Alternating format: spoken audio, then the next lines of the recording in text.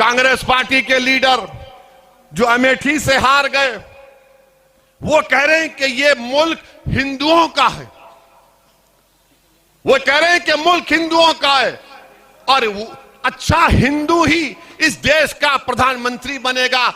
हम उस नेता से पूछना चाह रहे हैं, माशाल्लाह आप 50 साल के ऊपर हो गए मगर आज भी बैचलर हैं, मुबारक आपको।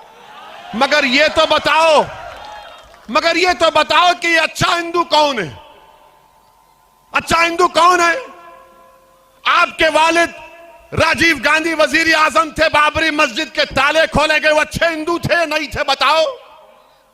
तुम्हारी कांग्रेस इख्तिदार भी थी, बाबरी मस्जिद को शहीद कर दिया गया, बताओ अच्छे हिंदू थे? कौन से थे? मलियाना हशीम पूरा हुआ, तुम्हारा वजीर यहां पर चीफ मिनिस्टर, बताओ वो क्या थे?